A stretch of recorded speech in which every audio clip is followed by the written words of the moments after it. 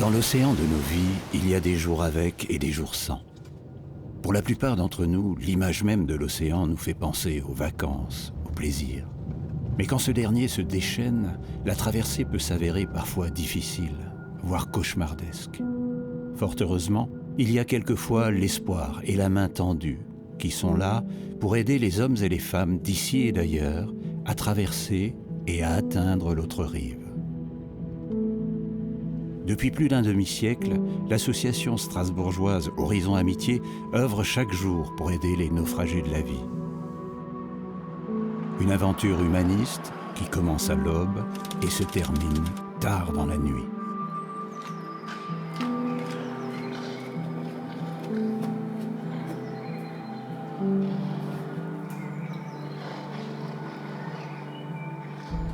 Lorsque l'hiver arrive, l'accueil de la rue des Romains offre aux sans domicile un abri momentané. Ils peuvent dormir et se restaurer, et bien plus encore lorsqu'au réveil, un sourire aide à effacer les cauchemars de la nuit. Car pour beaucoup, l'errance a débuté de l'autre côté de l'océan. Et la mer des souffrances, comme l'écrivait un poète chinois, est quelquefois sans limite.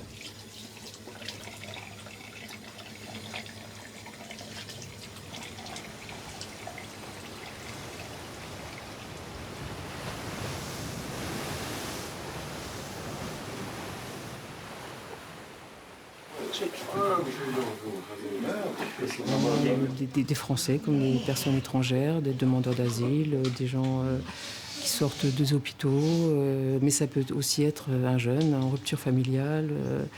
Mais c'est effectivement ouvert à tous, mais orienté par le 115. Ça va faire maintenant presque 6 mois. On arrête la saison hivernale la fin du mois là.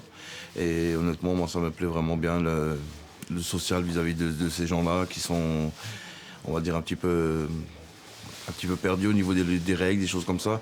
Quand ils arrivent ici, chez nous, dans leur maison, comme ils appellent ça, ils sont contents de nous voir, ils savent que les règles, il faut les respecter et tout se passe super bien. Avant la création de l'association, je pouvais disposer d'un logement 17 route de Borosberg, à Cronenbourg, et j'ai commencé à accueillir une personne, 2 personnes, 3 personnes, enfin en difficulté, et j'y allais régulièrement.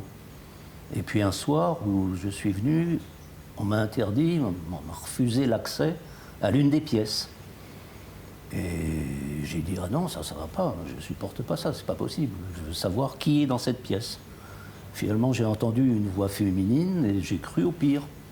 Enfin, ce qu'on peut s'imaginer dans ce genre de situation, où plusieurs hommes sont dans un même appartement. Et finalement, ces braves gars avaient simplement accueilli une femme en détresse à la gare de Strasbourg, femme battue par son mari à Metz. Et quand la porte s'est ouverte, cette brave femme n'a même pas caché l'homme qui était dans son lit. En fait, c'était son fils. Et j'ai dit à mes lascars, là, je leur ai dit, écoutez, ça, vous auriez dû me le dire, on aurait pu s'arranger, mais là, il faut que je trouve une autre solution. Et j'ai emmené la mère et son fils à l'hôtel Pax à Strasbourg. C'était en tout cas le début de ma mise en route de mon application.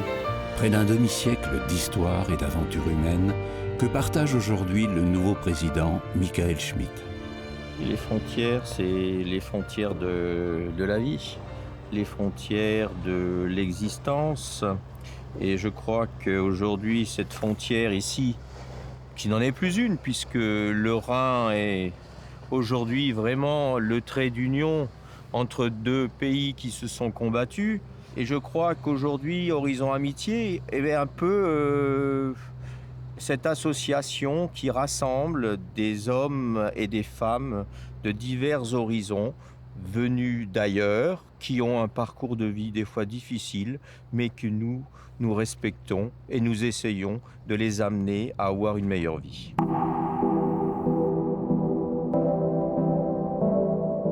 Horizon Amitié reste une association. à but non lucratif. Son objet, c'est l'accompagnement, la réinsertion des personnes en très très grande difficulté, donc dans des situations de précarité. Aujourd'hui, l'association est organisée en 3 pôles d'activité. Son pôle premier, c'est son pôle fondateur, le droit commun, où l'association accueille une moyenne de 1100 personnes par jour dans ce pôle. Ce sont donc des familles et des personnes traversées par une problématique de précarité. C'est une absence ou un manque d'éléments essentiels de sécurité. Et quand il manque de ces éléments de sécurité, ils n'arrivent pas à faire valoir leur place de responsable dans leur vie. Et surtout, ils n'arrivent pas à faire valoir leurs droits élémentaires. Et quand cette précarité donc, s'élargit, prend plusieurs visages, elle les met en extrême difficulté. Et de ce fait, ces personnes n'arrivent pas à repartir seules. Elles sont orientées vers notre association et notre rôle va venir de les soutenir, de les accompagner pour retracer avec elles un projet de réinsertion. La maison relais L'Étape porte bien son nom.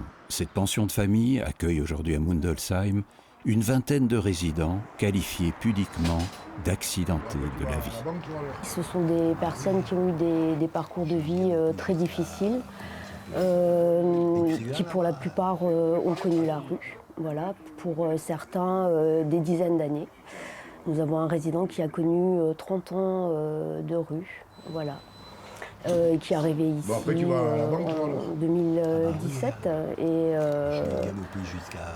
voilà, qui a trouvé la sécurité, parce qu'en fait c'est surtout ça en fait, trouver la sécurité. Pour la plupart, ils souffrent de pathologies psy, ce que nous on appelle dans le travail social les pathologies psy, souvent non diagnostiquées. Et c'est là en fait toute la difficulté de la prise en charge et de l'accompagnement de ces personnes qui sont souvent dans le déni en fait de leur pathologie. Non. Tu fais le coq. Il faut bien jouer. Mon mari, il a voulu me faire connaître Strasbourg pour Alsace-Croisière. Moi, qu'est-ce que j'ai fait? J'ai suivi mon mari, quoi, en fait. Mais ce qui s'est passé, c'est que Alsace-Croisière, ça n'existait pas. Il m'a fait connaître la rue, quoi. Je crois que la plus grande difficulté au quotidien, c'est que les personnes qui sont atteintes de troubles psy et qui ne sont pas soignées, qui ne sont pas sous traitement ou qui n'ont pas d'accompagnement psychiatrique, lorsqu'elles sont en période de décompensation ou de délire, n'impactent pas en fait le collectif. Voilà. Il faut sécuriser les autres résidents et c'est là toute la difficulté. Monsieur Villard, c'est pas le moment. Isabelle Huppert. Merci beaucoup, monsieur. Je la connais. Allez, monsieur Villard, il faut qu'on termine. Il faut une certaine résistance, une force d'esprit et essayer de garder une distance voilà, par rapport au récit de vie des personnes qui parfois sont très intimes, qui nous affectent forcément. Mais en rentrant à la maison, il faut essayer de laisser tout ça derrière soi pour le lendemain matin pouvoir recommencer en fait. Il faut tout déconstruire et reconstruire chaque jour en fait. Savoir tout déconstruire pour reconstruire le lendemain. Telles sont les missions ô combien délicates et difficiles portées par une grande partie des travailleurs sociaux d'Horizon Amitié qui œuvrent au quotidien au service des plus démunis. Parmi eux, Bernard, dont l'histoire a marqué la géographie intime de cette pension de famille. Après mon école hôtelière, j'ai eu des contrats pour les États-Unis. J'y suis resté 2 ans et demi comme directeur de restaurant. Ensuite de là, j'ai eu un contrat en Australie. Rockhampton, dans le Queensland. Et je me suis marié avec une Norvégienne. Mon beau-père était directeur de la NPE norvégienne et il m'a fait rentrer comme directeur sur une plateforme, directeur de cuisine. Après, j'ai divorcé. Mon père, qui habitait Nice, est tombé malade, donc je suis rentré en France. J'ai eu pas mal de problèmes à cause de l'alcool. Et cet alcool m'a procuré donc toutes les maladies que j'ai eues après. Hein. Et c'est comme ça que je suis arrivé ici. Pour moi, l'Étape, c'est une résidence où les gens sont autonomes et une résidence où il y a beaucoup sur le partage. Il n'y a pas d'exclus. Des résidences comme l'Étape, il devrait y en avoir beaucoup plus. Quand on connaît un peu les situations de ces personnes qui d'ailleurs ne veulent pas en général en parler, il faut vraiment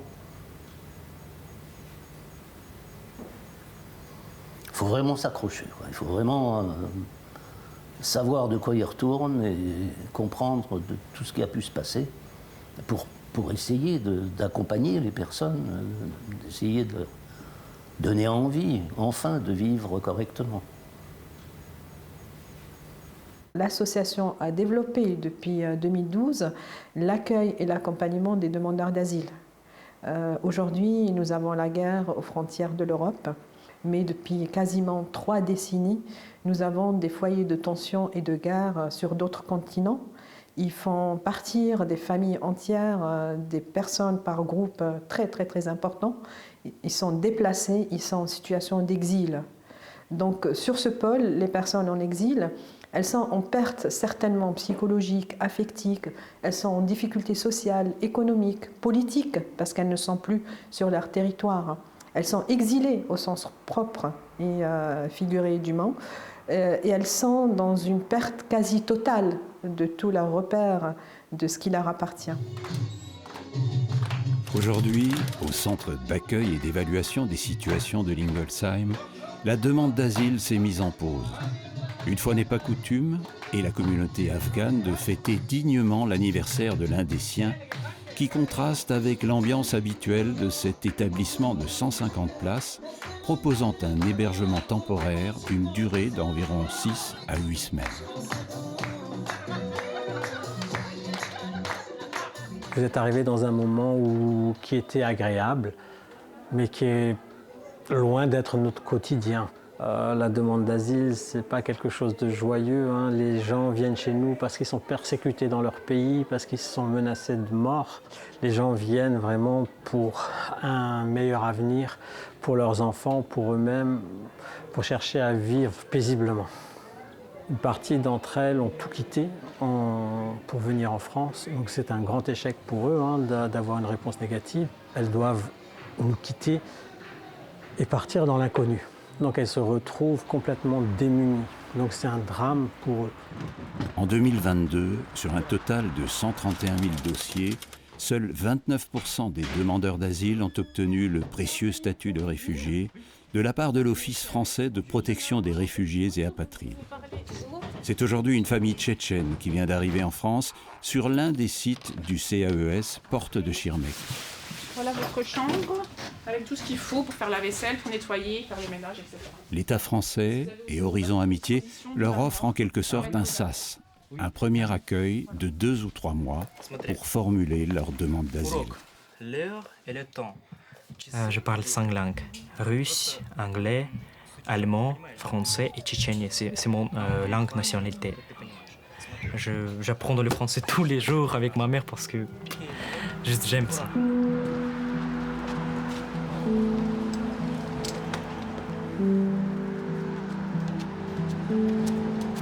Le troisième pôle, c'est l'IAE, c'est le chantier Solibat, c'est l'insertion par l'activité économique. Dans ce pôle, nous recrutons donc 60 postes en emploi aidé.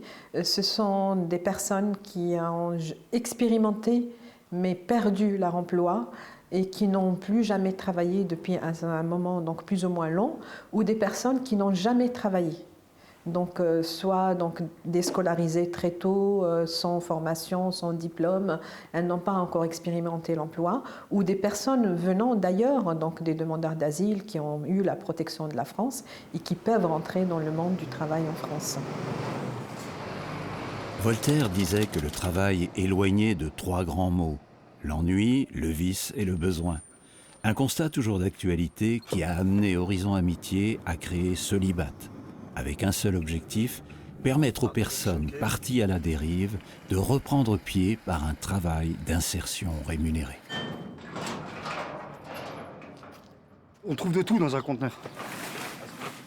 Si tous les gens ils auraient le sens civique de faire les choses correctement, eh ben, on aurait moins de travail. Strasbourg, pour nous, c'est une fois par semaine, et ça fait à peu près entre 20 et 25 conteneurs. Les quartiers les plus généreux, ce sont Méno, Strasbourg et la Roberto aussi. Ça va, ils sont assez généreux. Et Neudorf. Neudorf, tous les conteneurs sont pleins à craquer. Solibat, c'est quoi ? Ça a été créé en 2003 sur Strasbourg, 2005 sur Erstein. Donc on a 2 sites, à peu près un quart des salariés sur Erstein. Il y a 60 personnes qui sont en même temps salariés en insertion. Valérie, hier j'ai signé les contrats pour les salariés en insertion et les fiches de présence. Okay, voilà. Super. Il y a à la fois le travail, donc on a les activités, que ce soit la peinture, BTP secondes œuvres, la partie nettoyage de locaux, la voirie sur l'université, la ville d'Erstein, la partie collecte de. On a ces 5 activités. Ça, c'est les activités support avec les encadrants techniques où il y a l'accompagnement. Et à côté, on a les conseillers d'insertion professionnelle qui regardent avec les salariés, qui les accompagnent vraiment sur le côté freins. Quels sont les freins que j'ai pour trouver un emploi durable. J'ai fait un CAP peintre en bâtiment. Et après, j'ai tout arrêté et je suis resté traîner dans les quartiers, quoi. Ils sont tous bien. C'est une bonne société. Ils sont là pour apprendre aux gens. Quand on est dans les débutants, que ce soit un débutant ou celui-là qui a déjà fait de la peinture, on est toujours là pour apprendre des choses qu'on n'a jamais appris, quoi. Ils ont su me remettre normal dans mon chemin, sinon je repartais pas dans les bons délires, quoi. Les plus grandes difficultés, c'est d'avoir une cohésion d'équipe, parce qu'on a des personnes de tous horizons, hein.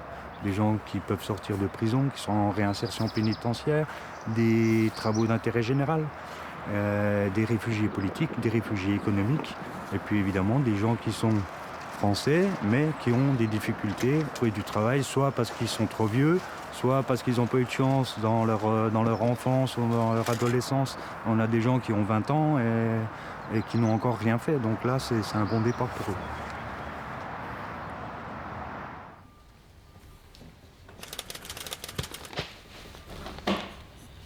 Salim, pantalon en tissu, c'est trop tôt.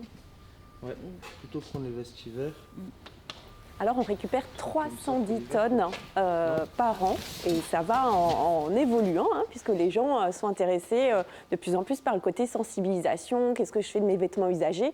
Et justement, on récupère ces vêtements usagés.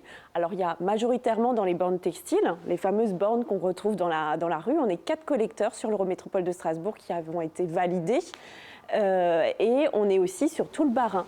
Donc on a 110 bornes en tout, 68 sur l'Eurométropole de Strasbourg. On récupère du matériel par ce biais-là, on récupère au niveau des vestiaires. Et là, il y a 2 canaux. Il y a une partie qui part chez notre partenaire KFB, où il y a toute une séquence de recyclage, de revalorisation aussi avec des magasins seconde main. Et puis, nous... on a notre nouveau petit bébé, notre nouvelle activité avec la boutique voyageuse. On est pleinement dans l'économie sociale et solidaire et l'économie circulaire. C'est notre dernière activité qui est née avec une création de 4 postes de salariés en insertion. Et effectivement, on a récupéré tout ce matériel. Il y a une partie qui part chez KFB. Et puis nous, on avait envie de créer quelque chose pour le territoire, vraiment, quelque chose qui apporte un plus. Donc on a nos 4 salariés qui sont là sur des activités qui vont pouvoir retrouver dans le milieu classique, par exemple la vente, entreprise classique, c'est une expérience vraiment efficiente. Et puis le côté développement durable, où par exemple ce vêtement, il va avoir une seconde vie, tout en accompagnant le salarié en insertion qui travaille aussi sur sur son parcours de vie.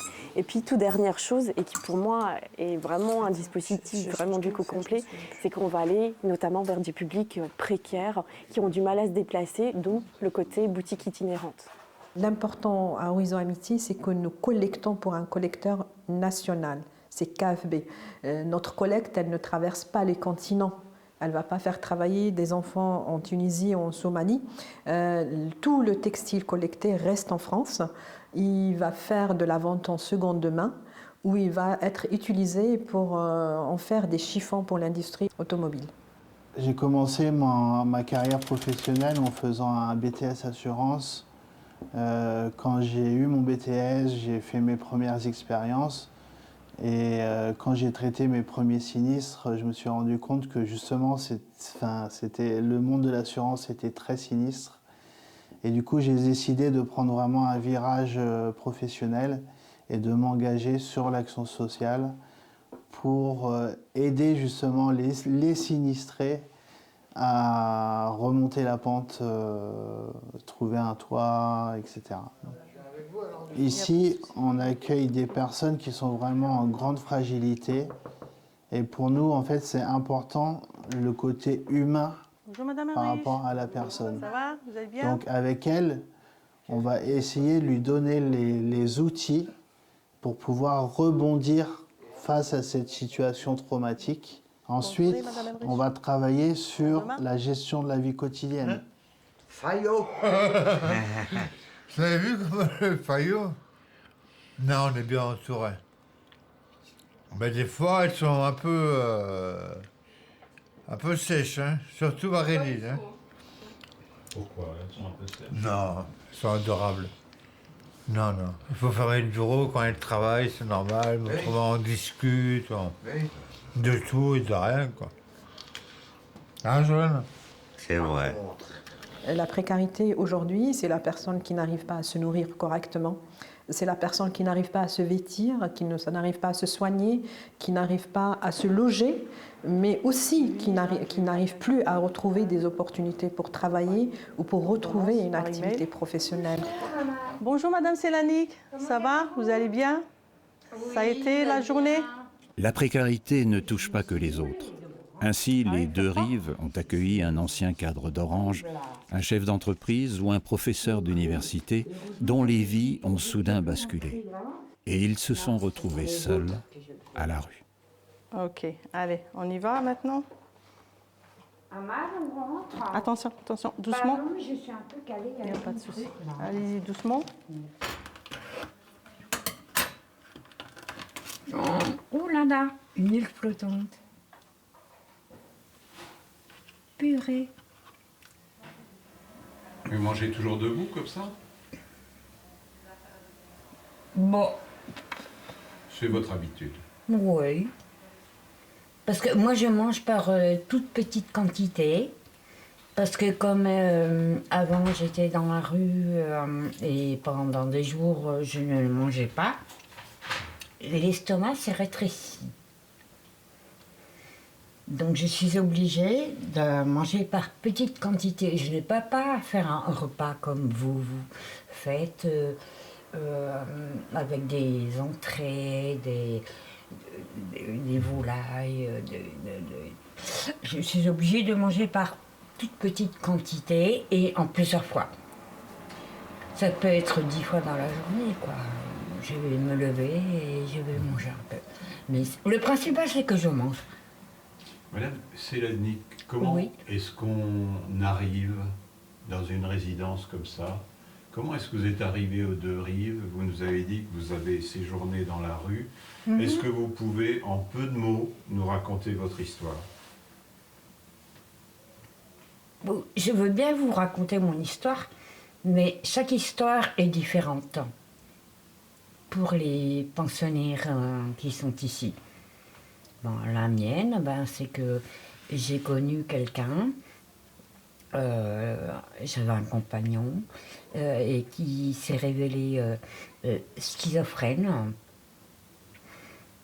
Ce que je ne savais pas, parce que la schizophrénie, c'est pas marqué sur le front. Et il faisait des crises et J'ai vécu beaucoup de violence, hein. Comme beaucoup de résidents ici, et qui ont tous, on le sent que ce sont des gens qui sont dans la peine psychologique, etc. C'est pour ça que des structures comme ça, moi franchement, j'apprécie énormément. Elles sont nécessaires? Ah oui. C'est la survie là qu'on fait. Hein. Ils sont... Je veux dire, c'est un tremplin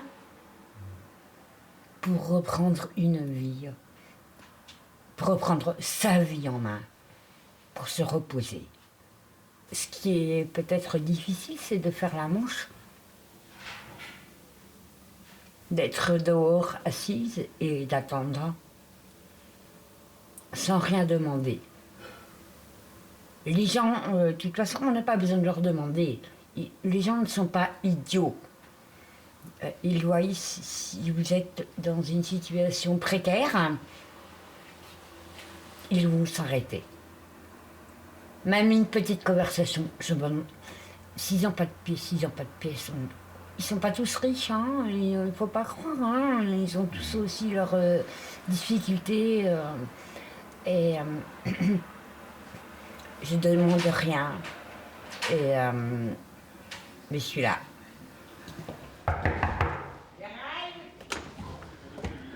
Madame Bastion? Oui. Vous allez bien? Oui, merci vous-même. Ça va, je vous dérange pas? Je regarde le foot. Ok, je vous dérange pas alors? Non, non. À tout à l'heure. Oui, oui. Allez, mais va. J'ai la crise, la défaite de Marseille à Bordeaux 2-0. Non mais rendez-vous compte, qu'est-ce qui m'arrive? Mon Dieu. Ça vous émeut à ce point-là? C'est pas que ça m'émeut, c'est que ça me met en colère, mais je vous assure du tonnerre de Brest. On me prend la transmettre, le transmettre, il explose. Non, ferme, t'en en rajoute pas ce sifflet, mais je fais de siffler, entre je reçois tout voir. Alors je suis parti dans ce foyer à 2 mois, à la Cabitino. Après ça, j'y passe à la maison relais, à Thomas Mann Haute-Pierre. Et dès que je suis retourné au fauteuil roulant, eh ben, ils m'ont mis au de riz. Non. On va vérifier ça. Le rêve de Madame Bastian, c'est incontestablement de voir un jour, en chair et en os, les héros de son équipe fétiche. Ce jour-là, un ange l'entendit, lui délivrant pour ses 60 ans un précieux sésame. Pour rien au monde, elle n'aurait raté cette rencontre de l'année entre son équipe de cœur, venue défier un Racing Club de Strasbourg, dans un stade chaud-bouillant. Madame Bastian est aux anges, même si la partie se termine sur un match nul, à l'image du combat peu ordinaire que mène au quotidien Horizon Amitié face à une errance qui ne cesse de changer de visage. J'ai rencontré un SDF que je voyais tout le temps au même endroit. Et je n'étais pas encore dans le travail social et je ne connaissais pas tout ça. Et je me suis approchée de ce monsieur pour savoir s'il allait bien, s'il avait besoin d'aide. Il m'a dit non et je lui ai dit « Est-ce que vous êtes bien là où vous êtes dans une place très intéressante de Strasbourg? Vous voyez beaucoup de monde. » Et là, il m'a dit « Non, madame, je ne vois que des pieds. À longueur de journée, je vois que des pieds. L'une ou l'autre fois, je vois une main. » Qui se tend. Qui se tend à prendre conscience que moi, comme d'autres, en passant, ne prête jamais attention à ces hommes, à ces femmes assis et qui font partie d'un décor presque urbain. Les 265 salariés d'Horizon Amitié ont fort à faire, à l'heure où l'Europe affiche un conflit majeur à ses frontières. Je voudrais surtout rendre hommage à l'ensemble de nos salariés que nous avons à Horizon Amitié, qui sont des salariés issus de toutes les couches sociales, salariés qui ont un engagement dans leur travail. Ce sont des professionnels. En matière d'accompagnement et d'insertion sociale, pas question de se reposer sur ses lauriers. Horizon Amitié a récemment entrepris de désosser intégralement et de réhabiliter cet immeuble dédié initialement à la communication. Elle y a créé, avec plusieurs partenaires, une nouvelle entité d'accueil, riche de l'expérience de ces différents établissements.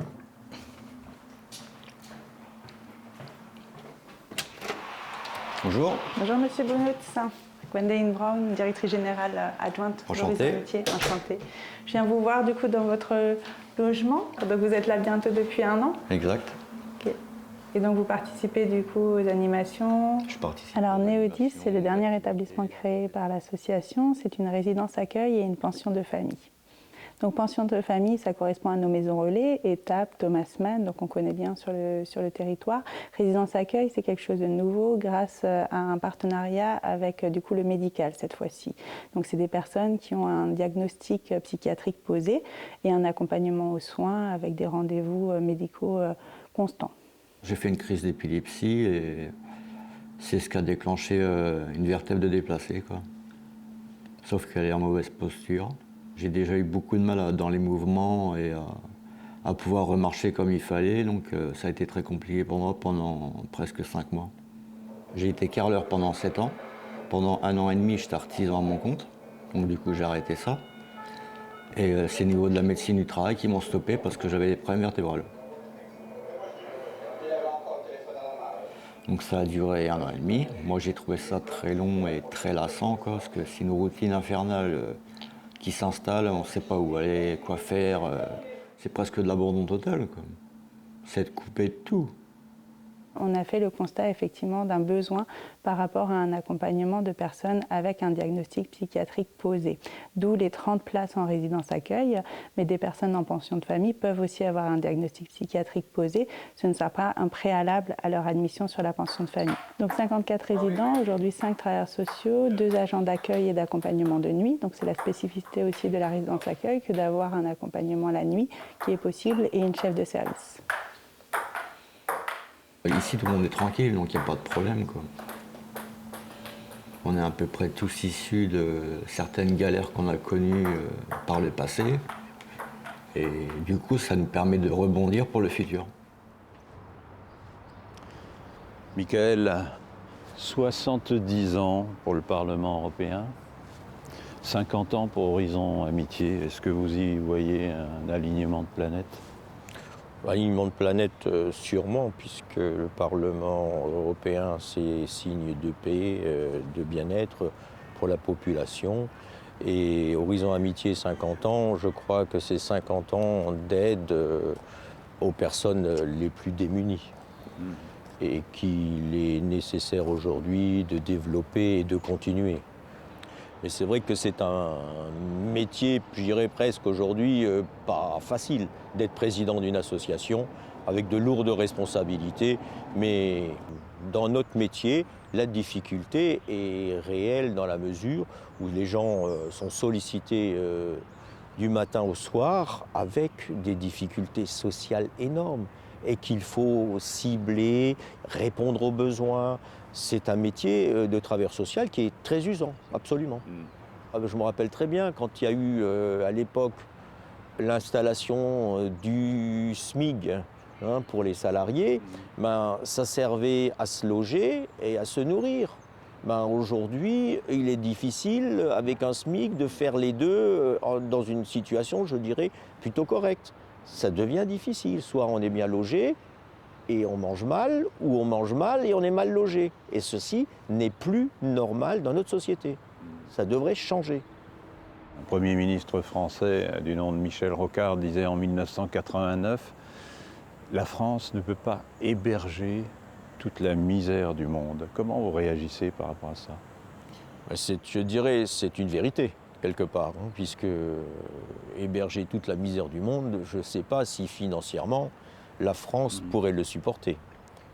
Mais il est évident que nous devons aider. La France est un pays quand même économiquement riche, avec des valeurs, et ces valeurs doivent être mises en œuvre. D'ailleurs, ici à Strasbourg, Conseil de l'Europe, Parlement européen, Cour des droits de l'homme.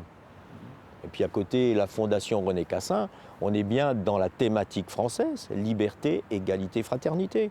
Alors, certainement, Michel Rocard, à l'époque, faisait allusion à l'immigration grandissante en France.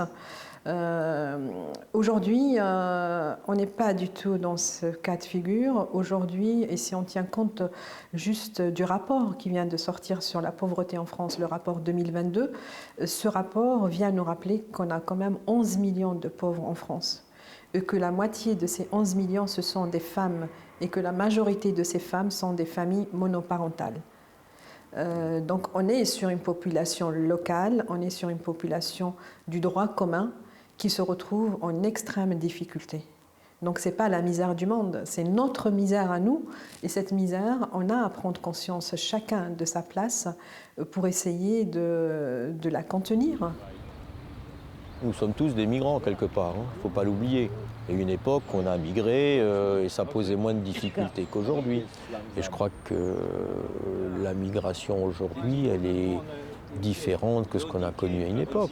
Elle peut être économique, elle peut être climatique, elle peut être aussi conflictuelle, parce que dans certains pays, il y a des conflits, il y a des problèmes politiques dans certains pays, quand même des gens encore qui demandent l'asile politique parce qu'ils sont persécutés dans leur pays, ce qui n'est pas normal de nos jours. Bah.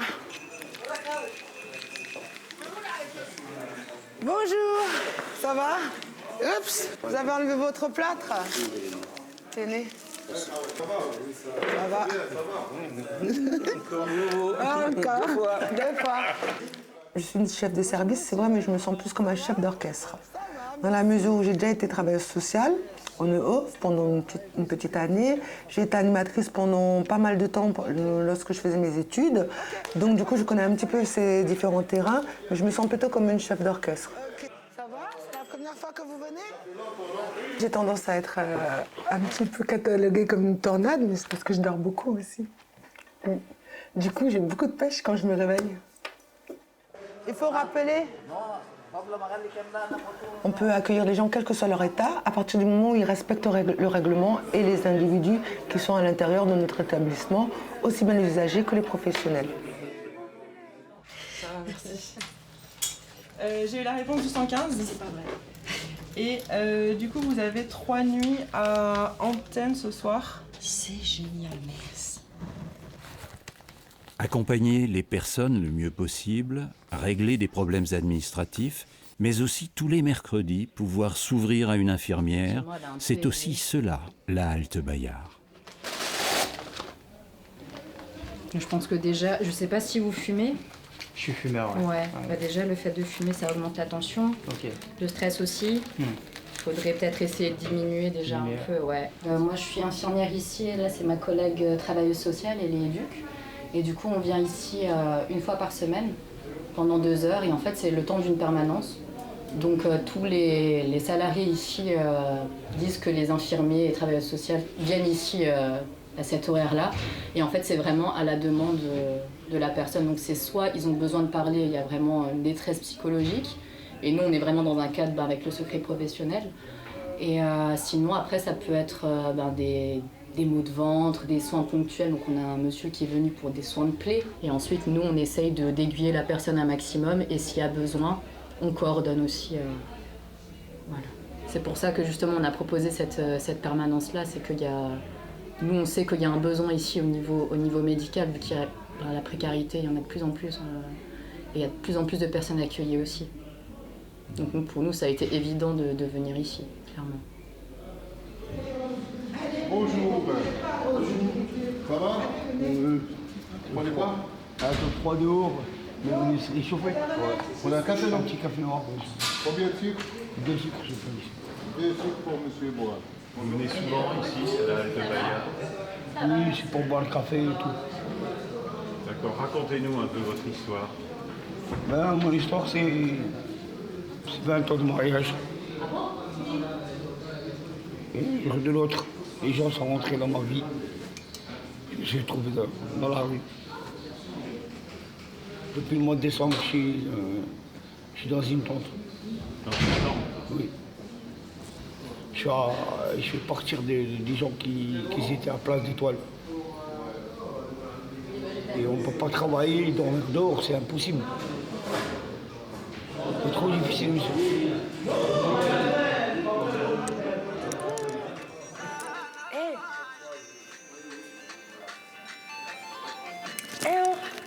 Prochainement, vous faites ça dehors, s'il vous plaît, d'accord? Sinon, je suis obligée de vous exclure. Vous entendez? Merci. Allez. Bon. Bonjour Abdel, ça va? Moi, je pars du principe que ce sont nos invités. On est un lieu d'accueil ouvert, donc quand on invite des gens, c'est pour passer un bon moment. C'est pas pour s'engueuler, c'est pas pour avoir des conflits, c'est pas pour les traiter mal. Voilà, donc je pars de ce principe-là. Ce sont nos invités, donc eux aussi se comportent comme des invités. Quand on va chez quelqu'un, on fait pas n'importe quoi. Stop! Vous arrêtez de crier, on sort maintenant. On sort. Non, pas de gros mots, sinon je vous exclue longtemps. Vous avez entendu, hein, longtemps. On n'insulte pas les gens. Nous, on ne vous a pas insulté, hein. Allez. Non, il n'y a pas de starfala. Lui là, je vais lui mettre un mois d'exclusion, sauf pour son reversement RSA. Tu pourras me donner son nom? Eh bien, le fait d'être une femme à la Halte Bayard, je pense que pour moi, ça n'a pas énormément de conséquences dans la mesure où je suis un garçon manqué. Et je pense que ça se remarque. C'est comme hier, par exemple, on a joué au football et à la balle, j'ai fait passer la balle de l'autre côté du portail. Et tout le monde me disait, non, laisse les garçons escalader. J'ai dit, non, c'est bon, je peux le faire. Donc j'ai escaladé, j'ai récupéré la balle, je l'ai renvoyée, etc. Donc moi, j'ai pas de mal à vivre dans un milieu masculin. J'ai fait du rugby quand j'étais plus jeune. Donc j'ai pas de mal, quoi. J'ai beaucoup d'amis garçons. Et je pense que ça se ressent parce que du coup, j'ai pas d'appréhension. Je travaillais, je remboursais mes dettes, je mangeais dans des associations pour économiser. Il arrive un moment où je ne pouvais plus payer mon loyer, mon électricité, mon eau, je me suis retrouvée sans appartement. Je suis quelqu'un de débrouillard, j'ai acheté deux toiles de tente, je suis partie à 4 km dans le bourg, dans une forêt. J'ai vécu là, personne ne savait que j'étais dehors. Il faut se battre, il faut se battre. Ici, on est en sécurité. Vraiment, il y a des douches, il y a tout. Ils sont vraiment, non, c'est formidable. Et ils bossent, hein. Je peux vous assurer qu'ils travaillent. Il faut rester positif. J'aime la vie, j'ai une chance inouïe, c'est que j'ai une bonne santé, merci mon Dieu. C'est une organisation qui est solide, des gens qui sont vraiment efficaces, gentils, travaillent avec leur cœur. Peu importe d'où vous venez, qui vous êtes, on est tous des cas différents, très très durs. Mais cette solidarité, cet amour, je leur dis merci. Le pasteur Jean Chaumien n'imaginait sans doute pas, il y a 50 ans, que son association allait ainsi grandir pour devenir si nécessaire, voire incontournable, pour se faire la chambre d'écho des événements du monde et d'une société de plus en plus tendue et impitoyable. Comme Patricia, ils sont 300 000 en France à connaître l'épreuve de la rue. Mais l'heure tourne et la nuit tombe. Ce soir, les poissons de la Halte Bayard y verront plus clair, car ils auront trouvé un complice d'un jour. À 18h30, fermeture des portes pour faire peau neuve, puis accueillir sur le coup des 20h une liste de 30 personnes désignées par le 115 et qui, cette nuit, pourront bénéficier d'une mise à l'abri.